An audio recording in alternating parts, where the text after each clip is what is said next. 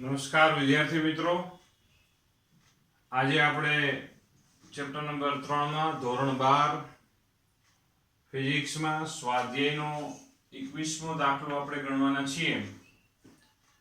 તો જેમાં આકૃતિમાં દર્શાવેલ મુજબ એક આપને પરિપથ આપવામાં આવેલ છે. આ પરિપથ ખાસ સાંભળો, અનંત શ્રેણીવાળો પરિપથ છે, એટલે કે આ બાજુ આવી જ રીતે અનંત સુધી, આમથી અનંત સુધી આ શ્રેણી ચાલી આવે છે અને આપણે આ P અને Q બિંદુ વચ્ચે સમતુલ્ય અવરોધ આપણે શોધી દેવાનો થાય છે. તો આપણે ધારી લીધું કે ધારો કે P અને Q વચ્ચે સમતુલ્ય અવરોધ ધારો કે x છે. તો ધારો કે આ x આપણે બે વચ્ચે સમતુલ્ય અવરોધ ધારી લઈએ. માની લ્યો કે આપણે અહીંયા એક સમતુલ્ય અવરોધ x ધાર્યો. પછી હજી એક આમાં લૂપ એડ કરી દઈએ આ વધારાની. ધારો કે આ 1 ઓહ્મ અને આ 1 ઓહ્મ, અને અહીંયા P અને Q બિંદુ ધારી લઈએ અને સમતુલ્ય અવરોધ શોધીએ.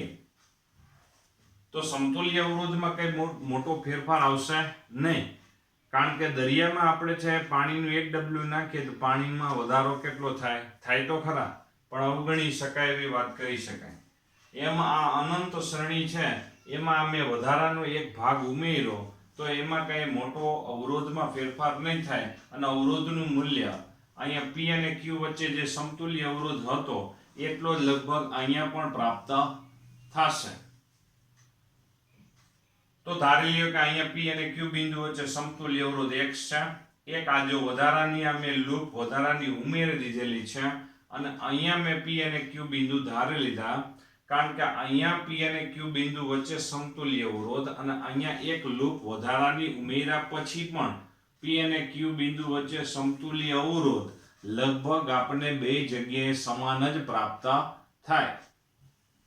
એટલા માટે અહીંયા પણ P અને Q ને અહીંયા પણ આપણે P અને Q જ વિચાર કરેલો છે. તો ધારો કે અહીંયા છે આપણે આ સમતુલ્ય અવરોધ x ધાર લીધો છે, આ એક લૂપ. તો આનો સમતુલ્ય અવરોધ જો શું થશે, આ બે સમાંતર જોડાણમાં બેયનો ગુણાકાર છેદમાં બેયનો સરવાળો, ગુણાકાર કરો એટલે x, સરવાળો એટલે x પ્લસ 1 થશે. અહીંયા આ બધાનો સરવાળો એટલે શું આવશે જોવું જોઈએ, આ x ના છેદમાં x પ્લસ 1 પ્લસ 1 પ્લસ 1, એટલે આપણા માટે P અને Q બિંદુ વચ્ચે સમતુલ્ય અવરોધ મળશે. અને P અને Q બિંદુ વચ્ચે સમતુલ્ય અવરોધ RPQ એવું આપણે ધારી લીધું છે. એ RPQ નું મૂલ્ય એ લગભગ આપણને 100 જ પ્રાપ્ત થાય. શું કામે? કારણ કે અનંત શ્રેણીમાં એક ભાગ ઉમેરવાથી એના સમતુલ્ય અવરોધમાં કઈ મોટો ફેરફાર આવશે નહીં. એટલા માટે આ બિંદુ અને આ બિંદુ વચ્ચે લગભગ સમતુલ્ય અવરોધ આપણને 100 જ પ્રાપ્ત થશે. તો અહીં આપણે x લખી નાખ્યા.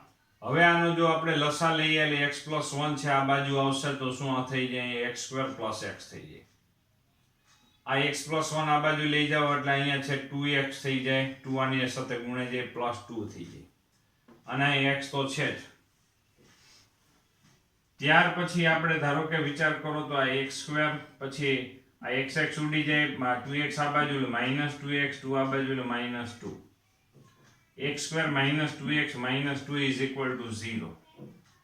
તો x² minus 2x અહીંયા minus 2 ની જગ્યાએ આપણે શું લખ્યું, -3 plus 1 કર્યા. -3 ને આપણે આ બાજુ લઈ ગયા એટલે +3 થઈ ગયા, +1 અહીંયા. આ જે પદ છે એ આપણા માટે પૂર્ણ વર્ગ પદ થઈ ગયું છે, પૂર્ણ વર્ગ પદ થઈ ગયું છે. અને એ જે પૂર્ણ વર્ગ પદ થઈ ગયું તો x - 1 હોલ સ્ક્વેર થઈ ગયું જોવું જોઈએ. x - 1 હોલ સ્ક્વેર છે જો, અને આ 3 છે.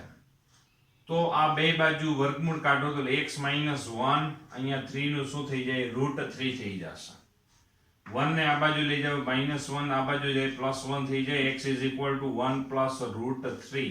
√3 ની વેલ્યુ 1.73 થાય એટલે આપણા માટે મળશે 1 પ્લસ 1.73 એટલે 2.73 આપણને P અને Q બિંદુ વચ્ચે સમતુલ્ય અવરોધ મળશે. હવે આપણને એમ કહે છે કે આ P અને Q બિંદુ વચ્ચે ધારો કે એક આપણે 12 વોલ્ટ EMF વાળી બેટરી છે અને જેનો આંતરિક અવરોધ 0.5 ઓહ્મ છે, એવી એક બેટરી આ P અને Q બિંદુ વચ્ચે જોડેલી હોય તો તેમાંથી ખેંચાતો પ્રવાહનું મૂલ્ય શોધો. તો સપ્લાયમાંથી ખેંચાતો પ્રવાહ બરાબર આપણી પાસે એક ઇક્વેશન બરાબર યાદ કરો, કુલ EMF ના છેદમાં કુલ અવરોધ. તો અત્યારે P અને Q બિંદુ વચ્ચે સમતુલ્ય અવરોધ કેટલો છે? જો ફાઇનલી જો વિચાર કરો તો ભાઈ આ x છે અને એની સાથે આપણે આ 12 વોલ્ટ EMF અને જેનો આંતરિક અવરોધ 0.5 ઓહ્મ છે એવો આંતરિક અવરોધ વાળી એક બેટરી જોડી દેવામાં આવેલી છે. તો પ્રવાહ બરાબર કુલ EMF ના છેદમાં કુલ અવરોધ થાય. તો કુલ EMF કેટલું છે? 12 વોલ્ટ છે અને કુલ અવરોધ એટલે x પ્લસ r થાય. સ્મોલ r એટલે આપણા માટે આંતરિક અવરોધ 0.5 અને x એટલે 2.73. સાદુરૂપ આપો એટલે પરિપથમાંથી વહેતો તમને કુલ પ્રવાહ મળી જાય. આવી રીતે પણ તમે સોલ્યુશન બોર્ડમાં પણ લખો તો પણ કઈ વાંધો આવશે નહીં. ત્યાર પછી આપણે જોવું જોઈએ સ્વાધ્યાયનો 22મો દાખલો છે. સ્વાધ્યાયનો 22મો દાખલો પોટેન્શિયોમીટર ઉપર આધારિત વાત છે.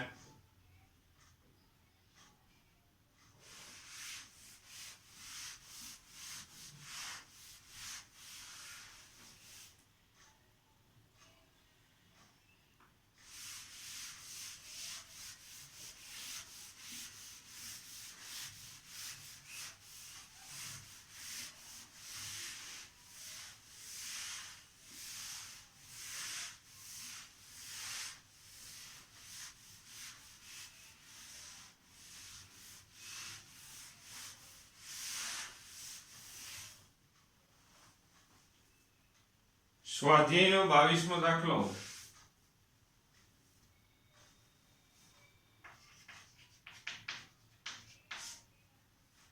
જેમાં એક પોટેન્શિયોમીટરની વાત છે અને અહીંયા છે એક બેટરી. સામાન્ય રીતે તમે છે પોટેન્શિયોમીટરનો તાર આવી રીતે છે જે ખૂબ મોટી લંબાઈનો તાર જ હોય છે. આ પોટેન્શિયોમીટરનો તાર એ ખૂબ મોટી લંબાઈનો તાર છે. તેની સાથે આપણે એક બેટરી જોડીએ છીએ. એનો આંતરિક અવરોધ હોય છે, એક અવરોધ પેટી પણ જોડવી હોય તો જોડીએ છીએ. સિદ્ધાંત શું છે? આપણે પોટેન્શિયોમીટરની મદદથી ખાસ બરાબર રિવાઇન્ડ કરો કે પોટેન્શિયોમીટરની મદદથી આપણે કોષોના EMF ની સરખામણી કરવાની હોય છે અને સાથે સાથે આંતરિક અવરોધ પણ શોધીએ છીએ.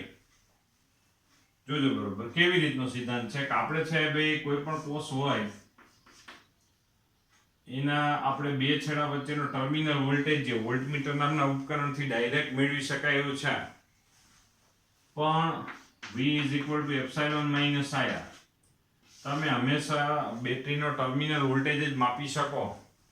EMF માપવું હોય તો V બરાબર એપ્સિલોન કરવું પડે. એના માટે આપણે 0 કરવું પડે. એટલે કાં તો આંતરિક અવરોધ 0 ને કાં તો પ્રવાહ 0 કાં તો બંને 0 કરી દેવા પડે. પણ આંતરિક અવરોધ 0 હોવું એ શક્ય નથી. વ્યવહારિક વાત છે. પ્રવાહ 0 થઈ શકે. કેવી રીતે? કે આ જે કોષ હોય એની સામે જ વિરોધક સ્થિતિમાં એટલા જ EMF વાળું અથવા એટલા જ ટર્મિનલ વોલ્ટેજ વાળું બીજું કોઈ ગોઠવણ કરી દેવામાં આવે તો તેમાંથી કોઈ પ્રવાહ પસાર ન થાય.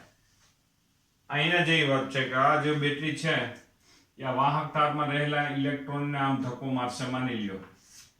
એટલે પ્રેવાચિક એટલે વીજભાર ઉપર આમ ધક્કો મારે. સામે એટલા જ મૂલ્યની પીડી જો ગોઠવણ કરી દો તો આ જે વાહક તાર એટલે એક સમજો પાઇપલાઇન છે અને પાઇપલાઇનમાંથી બે બાજુથી એક જ સરખો ધક્કો આવશે જેના કારણે કોઈ પ્રવાહ ન રચાય. પણ એક જ સરખો ધક્કો માટે બે જગ્યાએ પીડી સમાન હોવું જોઈએ. આ વિરોધક સ્થિતિ કહેવાય. હવે જો આનું EMF ખબર જ ન હોય તો હકીકતમાં છે આની સામે વિરોધક સ્થિતિમાં એક ચલિતવાળી ગોઠવણ હોવી જોઈએ. વેરિયેબલ ગોઠવણ. અને વેરિયેબલ ગોઠવણ માટે આપણે શું કરીએ છીએ કે આના આ જે તાર છે આ જે સળંગ તાર છે મોટી લંબાઈનો એ તારના કોઈ પણ બે બિંદુ વચ્ચે પીડી એટલે વિદ્યુત સ્થિતિમાનનો તફાવત એ તે બે બિંદુ વચ્ચેના અંતરના સમપ્રમાણમાં હોય છે. તો હવે આ એક છેડો ફિક્સ રાખો અને બીજો છેડો ચલિત રાખો. જે ચલિત છેડો જોકી નામનું એક છેડો હોય તાર હોય તેનું નામ આપણે જોકી રાખીએ છીએ. ઈ છે અને અટકાવી નામથી આમ આપણે લઈ જઈએ એટલે આ બે છેડો, એક છેડો આ અને બીજો છેડો આ જોજો, અને એક છેડો આ તો અહીંયા ફિક્સ છે, બીજો છેડો અહીંથી આની સાથે આમ કોન્ટેક્ટમાં રાખવાનો, આમ ફેરવો તો આ જે આ છેડો અને આ છેડા વચ્ચે વિદ્યુત સ્થિતિમાનનો તફાવત શું થશે? આમ વધતો જઈને એક તબક્કે ધારો કે ઓપન સર્કિટ કન્ડિશન થઈ જાય. એ આપણને કેમ ખબર પડે? અહીંયા ગેલોનોમીટર જોડી દો, આ જોકી, બરોબર. આપણે ગેલોનોમીટરમાં જોતું જવાનું, એક છેડો અહીંયા અડાડવાનો અને બીજો છેડો અહીંથી આમ ચલિત રાખવાનો, ગેલોનોમીટર સામે જોતું જવાનું રહેશે. અને ગેલોનોમીટરમાં જ્યારે આવર્તન શૂન્ય થઈ જાય ત્યારે સમજવાનું કે આ બે છેડા વચ્ચેનો પીડી અને આનો પીડી બે કેવા થઈ ગયા છે? સમાન, અને કોઈ પ્રવાહ પસાર થતો નથી, એવી વાત થાય. તો હવે આના ઉપર આધારિત ધારો કે આપણી પાસે અત્યારે જે આ કોષ છે તે અત્યારે 2 વોલ્ટનો આપવામાં આવ્યો છે સ્વાધ્યાયના દાખલામાં. તેનો આંતરિક અવરોધ આપણને આ 0.5 ઓહ્મ આપવામાં આવે છે. જુઓ,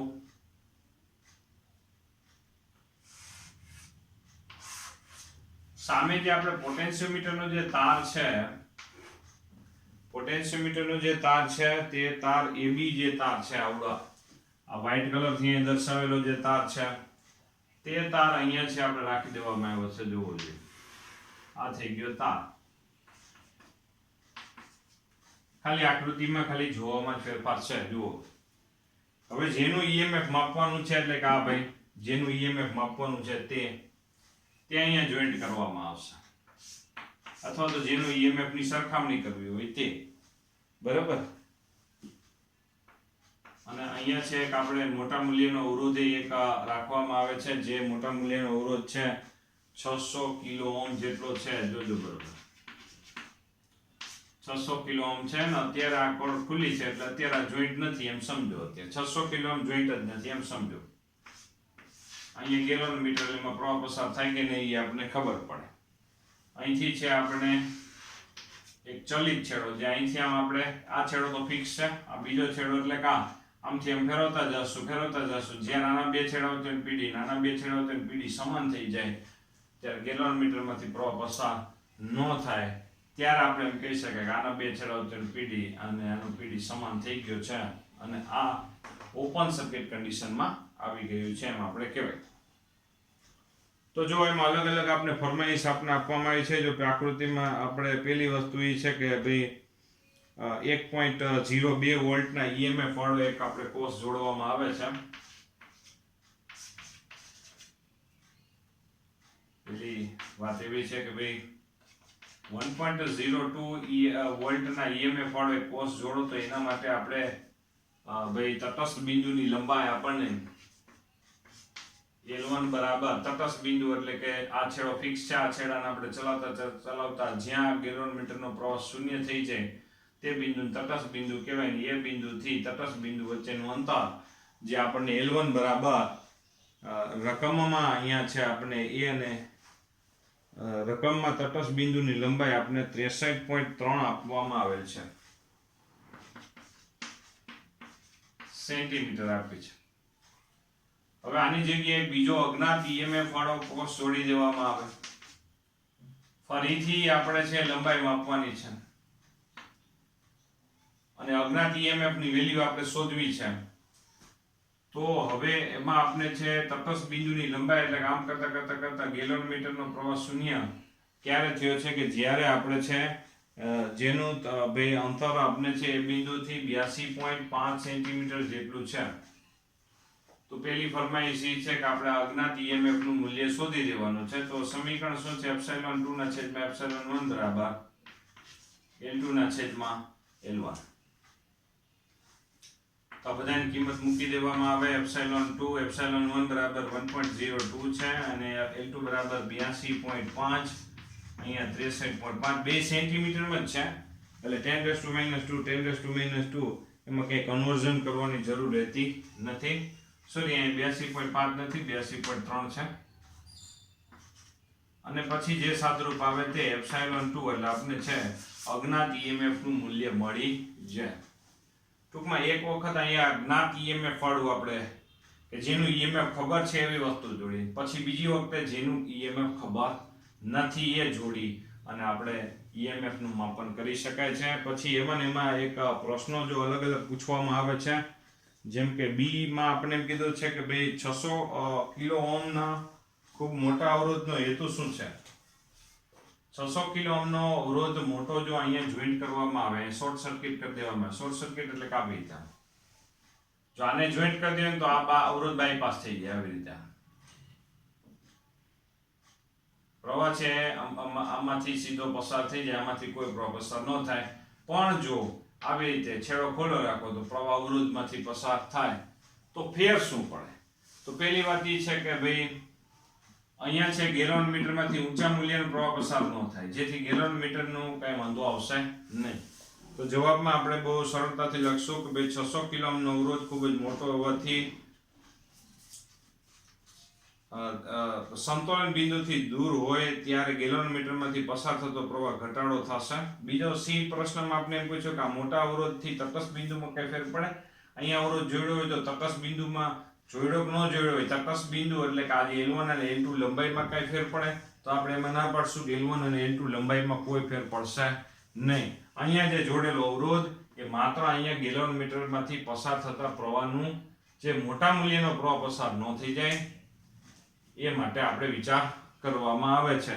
નહીંતર જો ગેલોન મીટરમાંથી સંવેદનશીલ છે ગેલોન મીટર એકદમ, અને જો મોટા મૂલ્યનો કોઈ કારણે પ્રવાહ પસાર થઈ જાય તો એને નુકસાન થવાની શક્યતા રહેલી છે, એટલા માટે. ત્યાર પછી આપણે જો ડી પ્રશ્ન, જો બી પ્રશ્નમાં આપણે છે સી બંને 600 કિલો ઓહમનો અવરોધની વાત હતી. પછી ડી પ્રશ્નમાં આમાં આપણે એમ પૂછ્યું છે કે જો આ ઈએમએફ 2 વોલ્ટનું ઈએમએફ છે એની જગ્યાએ 1 વોલ્ટનું ઈએમએફ આપણે હોત તો શું ફેર પડે? તો આ બંને જે અવલોકન લીધા એ અવલોકન મળત જ નહીં. શું કામે? બરાબર જોજો પ્રશ્ન શું છે ડી પ્રશ્નમાં. આ 2 વોલ્ટની જગ્યાએ 1 વોલ્ટ ઈએમએફ વાળો કોષ આપણે જો જોડેલો હોત તો આ બે છેડા વચ્ચે વધુમાં વધુ પીડી કેટલો થાય? તમે જ અંદાજ કરો. વધુમાં વધુ 1 થઈ શકે, એથી વધારે ન થાય. હકીકતમાં 1 કરતાંય ઓછો જ રહે. તો અહીંયા જે આપણા ઈએમએફ વાળા છે એ 1.02 અને આ છે 1.25 છે. તો 1.25 વોલ્ટ અને 1.02 એ હકીકતમાં આનાથી કેવા થઈ ગયા? ઊંચા વોલ્ટેજ વાળા થઈ ગયા. તો આના માટે તટસ્થ બિંદુ મળી ન શકે. અહીંયા છે હંમેશા કોઈ પણ બે બિંદુ વચ્ચેનો પીડી છે આના ઈએમએફ કરતા તો અહીંયા કેવો મળે? નાનો જ મળે. બરાબર. તો ફરીથી વાત કરી દઈએ, જે એમસીક્યુ માટે ખૂબ જ ઉપયોગી વસ્તુ થઈ કે અહીંયા 1.02 વોલ્ટ અને 1.25 વોલ્ટ આના કરતા કેવા થયા? મોટા, જેના કારણે તટસ્થ બિંદુ એને મળી શકશે નહીં, એને પ્રયોગ જ નહીં થાય. શું કામે? કારણ એટલું જ છે કે આ A અને B વચ્ચેનો મહત્તમ પીડી છે 1 વોલ્ટ થી નાનો હશે, કારણ કે આંતરિક અવરોધ હોય. આ તો એનો ઈએમએફ છે. બરાબર. તો આપણે એમ મહત્તમ વિચાર કરો ને તોય આંતરિક અવરોધ અવગણી નાખો તોય A અને B વચ્ચે મહત્તમ પીડી 1 વોલ્ટ રહી શકે. અહીંથી આમ છેડો આમ લેતા જાઓ તો આ અને આ છેડા વચ્ચે પીડી વધુમાં વધુ 1 વોલ્ટ થઈ શકે, જેથી આ 1.02 અને 1.25 વોલ્ટના ઈએમએફ માટે તટસ્થ બિંદુ મળી શકે નહીં. ત્યાર પછી ઈ પ્રશ્ન છે, જુઓ જોઈએ. એમાં શું પૂછ્યું છે? શું આ પરિપથ ખૂબ જ નાના ઈએમએફ જેમ કે મિલીવોલ્ટના ક્રમના શોધવા માટે કામ કરી શકશે? જો ના, તો પરિપથમાં શું ફેરફાર કરશો? મિલીવોલ્ટના ક્રમના ઈએમએફ નું માપન કરી શકશે કે નહીં? તો આ સ્થિતિમાં પરિપથ અનુકૂળ નહીં બને, કારણ કે સંતુલન બિંદુ A અને B એની ખૂબ જ નજીક આવેલું હશે. ધારો કે 1 વોલ્ટના છે આ બધા, બરાબર. તો 63.3 સેન્ટીમીટર દૂર આપણે તટસ્થ બિંદુ મળે. તો વિચાર કરો. હવે મિલીવોલ્ટ એટલે કે હજારમાં ક્રમનો વોલ્ટ થયો. મિલી એટલે 10 3 એટલે 1/1000 થયો. તો આને 1000 વડે ભાગી નાખો તો કેટલા થાય? હકીકતમાં મિલીમીટરના ક્રમની વસ્તુ અહીંયા આવે, એના કરતા નાના ક્રમમાં. તો અહીંયા થશે શું પરિસ્થિતિ કે આપણે તટસ્થ બિંદુ A ની ખૂબ જ નજીક આપણે પ્રાપ્ત થાય એમ કે છે જોવું જોઈએ. અને અવલોકન પ્રતિશત ત્રુટિ ખૂબ જ મોટી મળે. ખૂબ જ નજીકમાં અવલોકનમાં બિંદુમાં આપણે છે ત્રુટિ ખૂબ જ મોટી પ્રાપ્ત થાય. આમ પોટેન્શિયોમીટર જો આ દાખલામાં એમસીક્યુ માટે ખૂબ ઉપયોગી હતા. પોટેન્શિયોમીટરની મદદથી તમે ઈ પ્રશ્નમાં એમ લખશો મિલીવોલ્ટના ક્રમના ઈએમએફ નું તમે માપન કરી શકશો નહીં. તો તેના માટે જો એક આપેલું છે કે થર્મોકપલમાં મળતા ઈએમએફ, ઉદાહરણ કૌંસમાં એમ લખેલું છે કે મિલીવોલ્ટના ક્રમનું ઈએમએફ છે એ થર્મોકપલમાં મળે છે. થર્મોકપલ એટલે કે ભાઈ કેડમિયમ સેલેનાઇડ જેવા બે ધાતુઓ તાર હોય એને જોડ દેવામાં આવે અને બંને જંક્શનને અલગ અલગ તાપમાન રાખવામાં આવે તો એ અલગ અલગ તાપમાનને કારણે ઈએમએફ ડેવલપ થાય. હકીકતમાં ઈએમએફ મેળવવા માટેના રસ્તા કેટલા? જે હમણાં રાસાયણિક ઉર્જાની મદદથી વિદ્યુત ઉર્જા ઈએમએફ મળે. એક, ચુંબકીય ફ્લક્સના ફેરફારની મદદથી ઈએમએફ મળે. નંબર 2, જે હમણાં આગળ આપણે છઠ્ઠા ચેપ્ટરથી આપણે શરૂઆત કરશું. નંબર 3, ઉષ્મા ઉર્જાનો ઉપયોગ કરીને, એટલે કે જે આ થર્મોકપલની વાત કરીએ છીએ તે. તો જે આપણા કોર્સમાં નથી, 3 રસ્તા જ છે આપણી પાસે ઈએમએફ આપણે મેળવવા માટેના. તો તેમાં માઇક્રો મિલીવોલ્ટના ક્રમના થર્મોકપલમાં ઈએમએફ મળે છે અને એ ઈએમએફ નું જે માપન હોય જે સામાન્ય રીતે આવા પોટેન્શિયોમીટરની મદદથી થઈ શકશે નહીં. ત્યાર પછી સ્વાધ્યાયનો જોવો જોઈએ 23મો દાખલો છે. સ્વાધ્યાયના 23મા દાખલામાં ફરી પાછો આવો જ એક આપણે પરિપથ આપવામાં આવે છે જોવું જોઈએ. અહીંયા પણ 2 વોલ્ટ છે જ. 1.5 વોલ્ટ ના કોષનો આંતરિક અવરોધ શોધવાની વાત છે.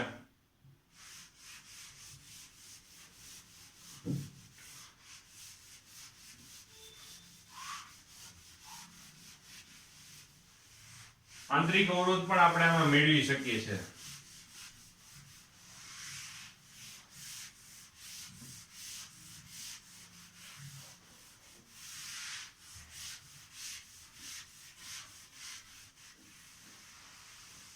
જે તમને ખ્યાલ જ છે કે આપણે આંતરિક અવરોધ કેવી રીતે મેળવી શકીએ છીએ. તો તેમાં આપણી પાસે ભાઈ અહીંયા છે ભાઈ 2 વોલ્ટ છે જોવો જોઈએ. પછી અહીંયા 1.5 વોલ્ટ. જો રકમમાં શું કીધું છે કે અહીંયાનો આંતરિક અવરોધ આપણે 1.5 વોલ્ટ નો આંતરિક અવરોધ શોધવા માટે 2 વોલ્ટનો પોટેન્શિયોમીટરનો દર્શાવેલ છે. ખુલ્લા પરિપથમાં તટસ્થ બિંદુ આનો આંતરિક અવરોધ આપણે અવગણવાનો થાય છે ભાઈ. તો તટસ્થ બિંદુ અહીંથી આપણે જો મેળવીએ સીધું ડાયરેક્ટ અહીંયા ગેલ્વાનોમીટર આપણે જોડી દીધું અને ડાયરેક્ટ તટસ્થ બિંદુ જો આપણે મેળવીએ તો એટલે કે આપણે બીજો કોઈ અવરોધ કે આ તે એવું કઈ જોડેલું નથી, બરાબર. તો અહીંયા છે, અથવા તો જો ટેક્સ પ્રમાણે જો આપણે વર્ણન કરીએ તો અહીંયા એક અવરોધ આપણે 9.5 ઓહ્મ નો અવરોધ આપણે જેને આપણે કેપિટલ R વડે દર્શાવેલો છે. અહીંયા કડી રાખેલી છે. આ કડ ધારો કે ખુલ્લી છે એટલે કે એનો મતલબ કે ચાલુ નથી. આ ચાલુ નથી, પ્રવાહ ખાલી આટલા ભાગમાં જ પસાર થાય એટલે કે જાણે કે આપણે આ અવરોધ જોડેલો નથી એમ જ આપણે કહી શકાય. આ અવરોધ અહીંયા છે આપણા માટે જોડેલો નથી એમ જ કહેવાય. અને એવા સંજોગોમાં તમે તટસ્થ બિંદુ લ્યો એટલે કે આ છેડો વેરિયેબલ હોય, આમથી આમ લેતા જાવ જ્યારે ગેલ્વાનોમીટરનું આવર્તન શૂન્ય થઈ જાય. તે તટસ્થ બિંદુની લંબાઈ આપણને જો અહીંયા કેટલી આપેલી છે કે 76.3 સેન્ટીમીટર આપેલી છે. 76.3 સેન્ટીમીટર આપેલી છે. પછી હવે અહીંયા પર ચાલુ કરી દેવામાં આવે. 9.5 ઓહ્મ અવરોધની હાજરીમાં જો પ્રયોગ કરવામાં આવે તો પછી તટસ્થ બિંદુની લંબાઈ 64.8 સેન્ટીમીટર મળે છે. તો આંતરિક અવરોધ માટે ડાયરેક્ટ આપણી પાસે સૂત્ર જ છે. આ સૂત્ર એમસીક્યુ દાખલાઓમાં ખૂબ જ ઉપયોગી. ખાસ એટલું યાદ રાખવાનું કે જે L1 લંબાઈ છે તે આપણા માટે કઈ રહેશે, L1 અને L2 બંને લંબાઈ છે એ આપણા માટે કઈ રહેશે ભાઈ. એક આપણે જ્યારે આ અવરોધ ન જોડેલો હોય ત્યારે લંબાઈ લઈએ L1, અને પછી અવરોધ જોડ્યા પછી એટલે અહીંયા આપણે સ્વિચ ચાલુ કરી દઈએ એટલે અવરોધ પરિપથમાં જોઈન્ટ થઈ જાય. અને પછી જો એની લંબાઈ માપો તો તે L2 લંબાઈ કહેવામાં આવશે અને બાહ્ય અવરોધનું મૂલ્ય 9.5 છે. બાહ્ય અવરોધ આ કેપિટલ R જોઈડા વગર જે તટસ્થ બિંદુની લંબાઈ લીધી L1 76.3. આ અવરોધ જોઈડા પછી જે લંબાઈ લીધી 64.8 સેન્ટી એટલે ઉપર નીચે 10⁻² ઉડી જાય. આંતરિક અવરોધ આપણને મળી જશે. તો ત્યાર પછી એના જેવો જ આગળ એક બીજો આપણી પાસે તમને ખ્યાલ છે કે સ્વાધ્યાયનો દાખલો છે, જેમ કે સ્વાધ્યાયનો 12મો દાખલો છે જોવો જોઈએ, જેમાં એક પોટેન્શિયોમીટરની રચનામાં 1.25 વોલ્ટનો એક બેટરીના માટે તટસ્થ બિંદુ. સ્વાધ્યાયનો આપણી પાસે 12મો દાખલો છે અને જેમાં આપણે એમ કીધું છે કે ભાઈ 1.25 વોલ્ટ નો EMF છે અને તેમાં છે ભાઈ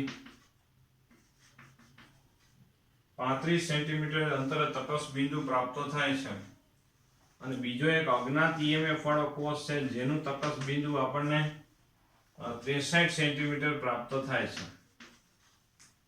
તો આપણે છે આ બે કોષના EMF ની આવી રીતે સરખામણી કરી. હમણાં જ આપણે આનો ઉપયોગી કર્યો તો આ સમીકરણનો ઉપયોગ કરી અને આપણે શું કરી શકાય છે, અહીંયા L2 ના છેદમાં L1 સોરી, તો L2 બરાબર અહીંયા 63, અહીંયા 35 સાદુરૂપ આપી દો તો ε2 મળી જશે.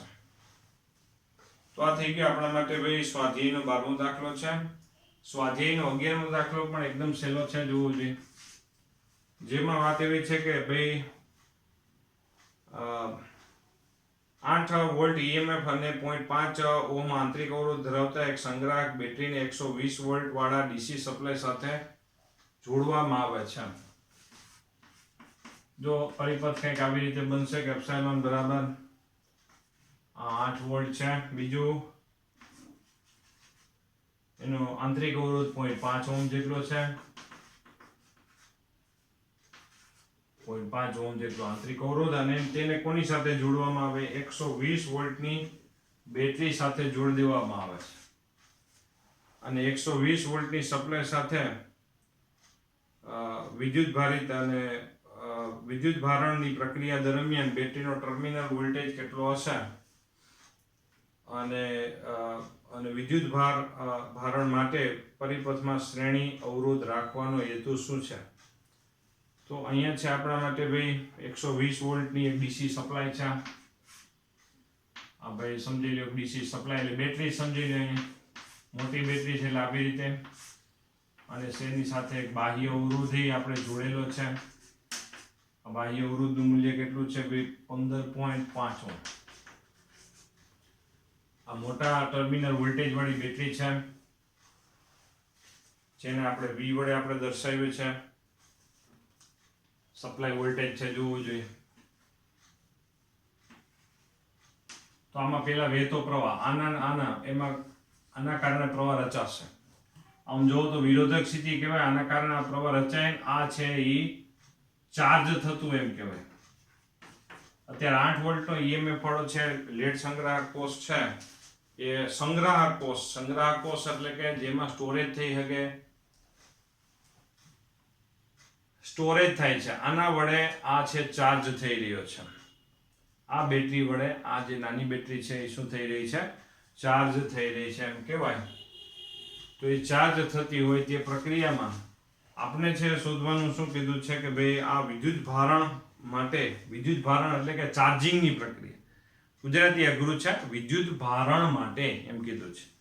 વિદ્યુત ભારણ એટલે કે ચાર્જિંગની પ્રક્રિયા માટે બે પ્રશ્ન છે કે બેટરીનો ટર્મિનલ વોલ્ટેજ એટલે કે આનો આ જે એના બે છેડા વચ્ચેનો ટર્મિનલ વોલ્ટેજ આપણે શોધી દેવાનો છે. ટર્મિનલ વોલ્ટેજ માટે આપણે પ્રવાહ શોધી દઈએ, બરાબર. તો પ્રવાહ માટે આ એમ્પિયર. કિર્ચોફનો બીજો નિયમ લાગુ પાડી દેજો. માની લો કે આ બિંદુથી સ્ટાર્ટ કરો છો, અહીંથી આમ ચાલો, તો અહીંથી આપણે આમ ચાલીએ, ભ્રમણની દિશા આમથી આમ છે. પેલા જોજો બરોબર સંજ્ઞા પ્રણાલી યાદ હોવી જરૂરી કિર્ચોફના બીજા નિયમની. જેવા આપણે અહીંથી B થી C થી D પથ ઉપર કિર્ચોફનો બીજો નિયમ જો આપણે વિચાર કરીએ, અહીંથી આપણે આમ આગળ વધીએ છીએ, બેટરી આવે ધનથી ઋણ તરફ ગયા એટલે માઇનસ એપ્સાઇલોન. હાલો, પછી આંતરિક અવરોધ આવશે પ્રવાહ ગુણ્યા અવરોધ. આપણે પ્રવાહની દિશામાં ભ્રમણ કરીએ છીએ, પ્રવાહ ગુણ્યા અવરોધ. અહીંયા પણ પ્રવાહ ગુણ્યા અવરોધ. પછી આ ઋણ ધ્રુવથી આમથી આમ ફરતા ફરતા આપણે ઋણથી ધન ધ્રુવ તરફ ગયા તો plus v is equal to 0. તો આને આપણે આ બાજુ લઈ જાવ તો અહીંયા આવશે v minus epsilon is equal to i ને કોમન એટલે કે small r plus capital r. i is equal to v minus epsilon ના છેદમાં small r plus capital r આવું થાય.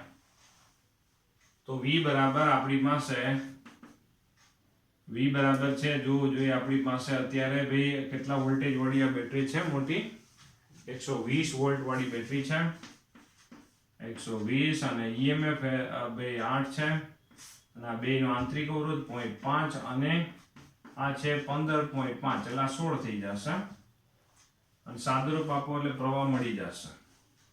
અને જે પ્રવાહનું મૂલ્ય આપણને છે અત્યારે અહીંયા સાદુરૂપ આપ્યા પછી 7 એમ્પિયર પ્રાપ્ત થાય છે. હવે A અને B વચ્ચે આપણે છે ટર્મિનલ વોલ્ટેજ V બરાબર એપ્સિલોન માઇનસ IR. એપ્સિલોન બરાબર આનો છે વોલ્ટેજ છે 8 છે, આ બે પ્રવાહ છે 7 છે, આંતરિક અવરોધ 0.5 છે. સાદુરૂપ આપો તો ટર્મિનલ વોલ્ટેજ આપણને હવે પહેલી પરિસ્થિતિ છે તમે જુઓ અત્યાર સુધીમાં ટર્મિનલ વોલ્ટેજ V બરાબર આપણે એપ્સિલોન માઇનસ IR લીધા પણ આપણે અહીંયા પ્લસ લેવા પડશે. શું કામે પ્લસ લેવા પડે જોજો બરોબર યાદ કરવું જોઈએ. અહીંયા પ્લસ શું કામે લેવા પડે કારણ કે આ કોષ છે એ બીજા દ્વારા ચાર્જ થઈ રહ્યો છે, એના દ્વારા પ્રવાહ નથી રચાતો.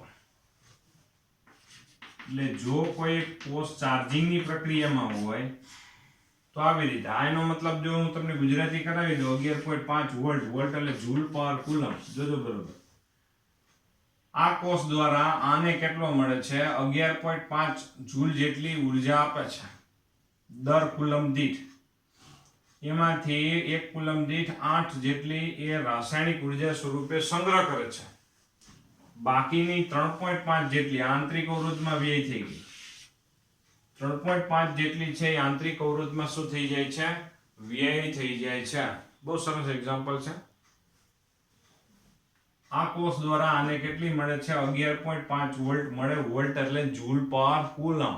1 કુલમ દીઠ આટલી ઉર્જા મળે, 8 એકમ જેટલી ચાર્જ થાય, બાકી 3.5 જેટલી વ્યય થઈ જાય. બીજું આપણને પ્રશ્ન એવો છે કે બાહ્ય અવરોધનું શું કામ છે. હકીકતમાં બાહ્ય અવરોધ છે એટલા માટે શું થાય છે પ્રવાહનું નિયમન થાય. જો બાહ્ય અવરોધ ન હોય તો એવું બની શકે ઊંચો પ્રવાહ મળી જાય પરિપથમાં. જો બાહ્ય અવરોધ ન હોય તો પરિપથમાં ઊંચો પ્રવાહ પસાર થાય. ઊંચો પ્રવાહ પસાર થાય તો આ બેટરીમાં પણ પ્રવાહ ઊંચો પસાર થાય. બેટરીમાં વધારે ઊંચો પ્રવાહ પસાર થાય તો એના આંતરિક અવરોધને કારણે એમાં વધારે ઉષ્મા ઉત્પન્ન થાય તો બેટરીને ડેમેજ થવાની શક્યતા પૂરેપૂરી રહેલી છે. ટૂંકમાં વાત એવી છે કે આ બેટરીને નુકસાન થવાની પૂરેપૂરી શક્યતા રહેલી છે. એટલા માટે આપણે ચાર્જિંગની પ્રક્રિયામાં બાહ્ય અવરોધ આપણે બરોબર જોડીએ છીએ. તો ત્યાર પછી આપણા માટે સ્વાધ્યાયનો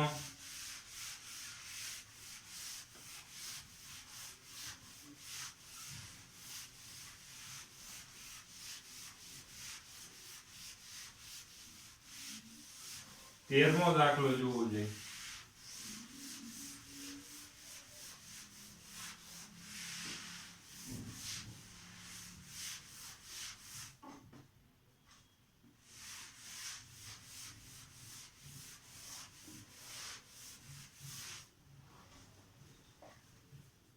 સ્વાધ્યાયના 13મા દાખલામાં આપણી પાસે ગેરલંબાઈનો તાર છે. જો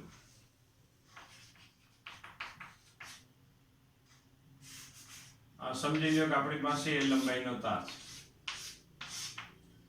આ એ લંબાઈના તારમાં ઇલેક્ટ્રોન એક છેડે બીજા છેડે જવા માટે લાગતો સમય શોધી દેવાનો છે.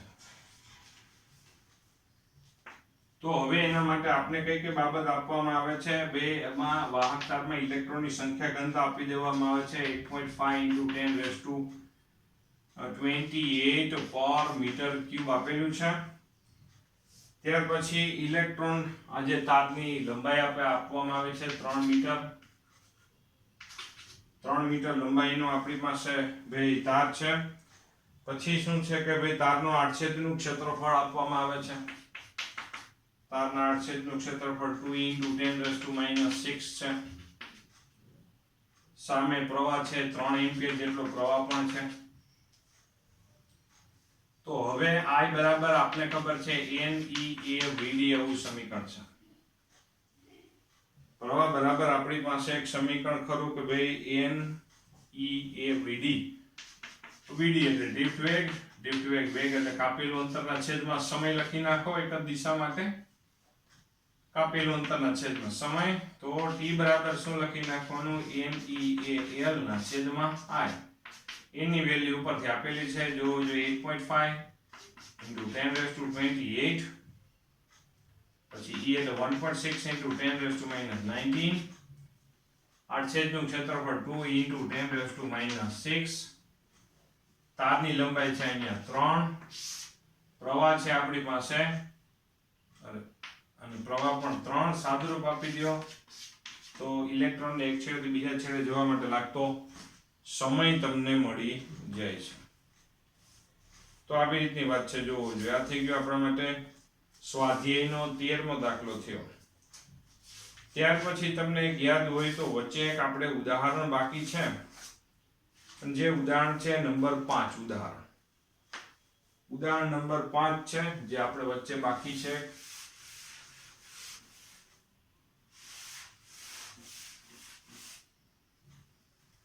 ઉદાહરણ નંબર 5 માં આપણે પરિપથ જોવો આપવામાં આવે છે અને એ પરિપથ માટે અવનય બાબત આપણે છે શોધવાની કીધી. ચાલો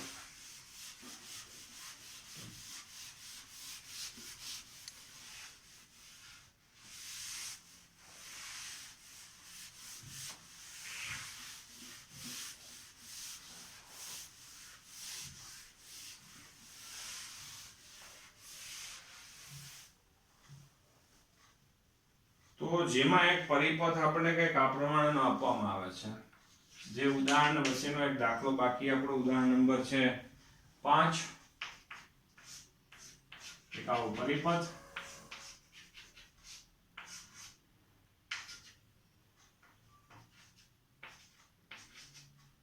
ચાર ઓહ્મનો અવરોધ છે. ત્યાર પછી વચ્ચે એક 1 ઓહ્મનો અવરોધ છે, 1 ઓહ્મનો અવરોધ. ત્યાર પછી 12 અને 6 ઓહ્મના અવરોધ.